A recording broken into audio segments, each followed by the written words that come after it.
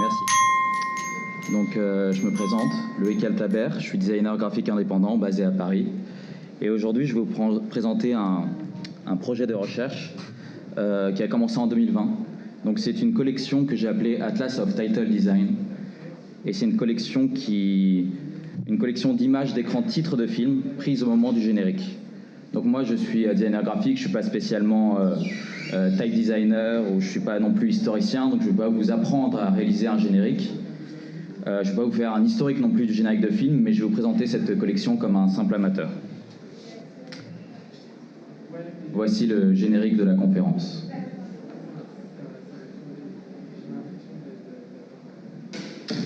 Donc pour vous situer un petit peu cette appétence pour la typographie et le cinéma, je vais vous parler de mon diplôme de DSA Design Typographique obtenu en 2019. Donc à ce moment-là, je m'intéresse à un cinéaste des années 20 qui s'appelle Buster Keaton. Pour ceux qui ne connaissent pas, voici quelques images des Fiancés en folie. C'est du cinéma muet, burlesque, drôle.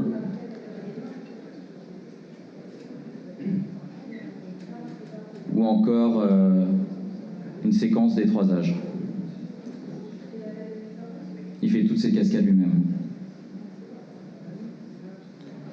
Et donc à ce moment-là, c'était du cinéma ce sujet était du cinéma muet, mais je ne me suis pas forcément concentré sur les cartons typographiques ou sur le texte dans le cinéma de Buster Keaton. Je me suis plus concentré sur les images modernes de ce cinéaste et la relation qu'elle pouvait entretenir avec des supports de design graphique. Pour ce diplôme, je me suis ancré dans le contexte fictif d'une rétrospective sur le cinéma de Buster Keaton où je devais réaliser des objets de communication tels que des affiches animées. En voilà une. Il y en a eu beaucoup d'autres, mais je vous montre celle-là. Celle-ci a été exposée au Demo Festival à Amsterdam en 2019. Voici comment elle peut fonctionner également en triptyque.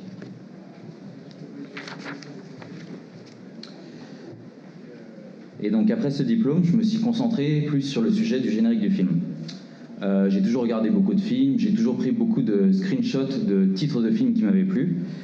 Et j'ai observé qu'il n'y avait pas forcément beaucoup de livres qui présentaient des collections de films. Il y avait des ouvrages théoriques, il y a beaucoup de documentation en ligne, mais vraiment des collections en objets imprimés, ça n'existait pas tant que ça.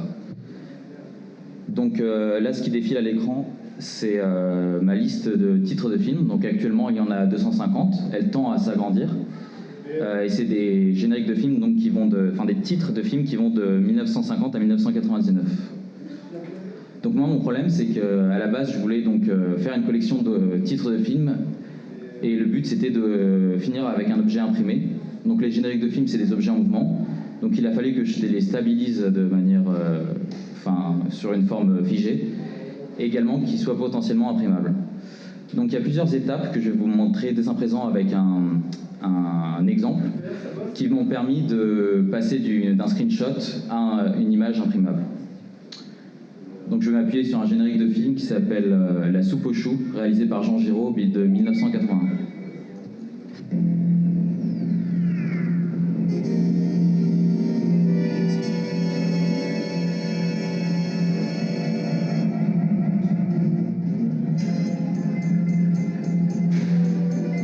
Donc là on va un petit peu rejouer moi qui cherche un générique de film qui me plaît.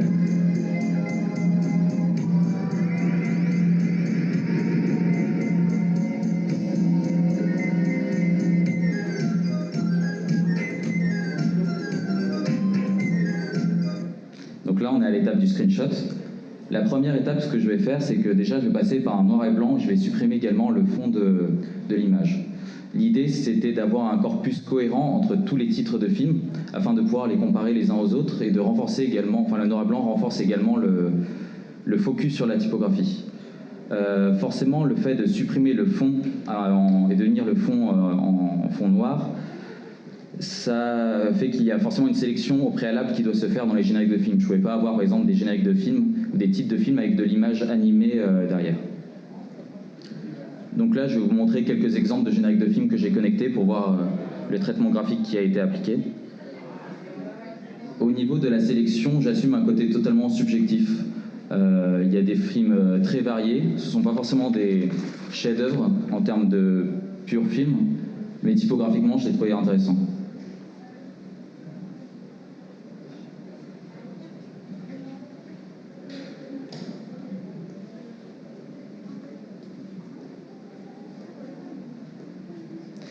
Et donc après avoir collecté, dans une première étape, ces 250 titres de films, je me suis mis en tête de les classer, de les organiser sous forme d'atlas. Donc pour ceux qui ne savent pas ce que c'est un atlas, c'est une collection d'images qu'on va regrouper sous forme de planches dans le but de pouvoir comparer ces images en les mettant les unes à côté des autres. Là on a un exemple de Aby Warburg, donc c'est l'Atlas Mnemosyne, et donc son idée c'était de mener une histoire de l'art comparatif basée uniquement sur l'image. Donc moi de la même manière j'ai regroupé mes génériques de films sous forme de planches avec des filtres divers. Des fois c'est par famille typographique, des fois c'est par pur aspect formel, des fois c'est totalement subjectif, des fois c'est par langue. Ce qui est intéressant d'observer a posteriori, c'est qu'on va avoir du coup des filiations formelles entre des génériques de films. Par exemple, Top Gun, formellement, est assez proche de Koyaanisqatsi en termes de typographie. Mais pourtant, en termes de pur cinéma, Top Gun, c'est un film américain avec des gros avions. Tandis que Koyaanisqatsi est un film expérimental américain sans gros avions.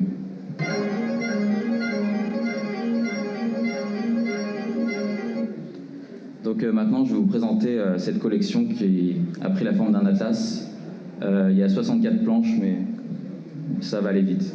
Donc ça, c'est la planche néon, où on retrouve la soupe aux choux. La planche plus cursive. Une planche fantasy. Une planche avec beaucoup de films de western spaghetti, puis à droite de films italiens, mais pas des westerns. Papier découpé, avec beaucoup de films d'horreur, mais aussi des comédies, comme Mr. Hobbs Takes a Vacation. Une planche un peu cursive, mais avec plus l'utilisation de pinceaux. Lettrage légèrement mis en 3D. Caractère typographique dégoulinant. En 3D encore, avec beaucoup de films futuristes. Planche plutôt logotypique. Caractère typographique traité avec un contour, des dégradés, uniquement l'utilisation de l'eurostyle, en tout cas de caractère typographique s'en approchant. Caractère typographique utilisé dans des films italiens avec un exemple en bas à droite. Caractère typographique de films français avec beaucoup de Godard et avec une utilisation de la capitale exclusive.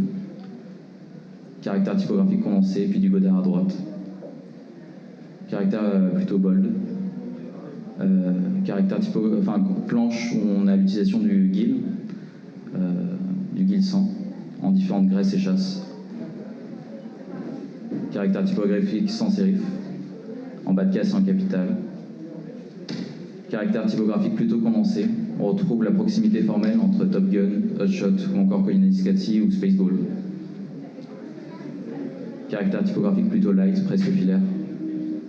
Composition typographique et composition en mécane à droite. Caractère mécane. Planche Windsor et souvenir, un peu de Cooper Black également. Caractère typographique et empattement, encore ici. Caractère typographique légèrement incise. Et mécane condensée, plutôt grasse, avec des films avec des gros pistolets. Donc cette collection de 250 images de titres de films a terminé dans un livre. Donc c'est un objet éditorial qui est encore en évolution parce que la collection est constamment en train d'évoluer. Actuellement j'ai 400 titres de films et au niveau du format c'est un format un peu plus petit que A4. Et donc on retrouve ces planches d'images qui sont organisées et indexées. Voilà, on a un index où on retrouve tous les titres de films rangés par titre de film, réalisateur, date, film, ou encore quand j'ai retrouvé dans le générique le designer du film. On a une version de l'objet éditorial également où au verso de chaque titre de film, on a une image du film traitée en bitmap. Donc voilà, il existe beaucoup sur internet de top 100 des meilleurs films français par exemple. Ici, on peut dire que c'est un top 250 de films organisés par typographie. Pour conclure, je vais vous passer mes dernières trouvailles qui sont non pas des génériques de films, mais ici des logotypes qui vont précéder les films, notamment des logotypes de producteurs. Cela peut potentiellement ouvrir sur une autre collection encore.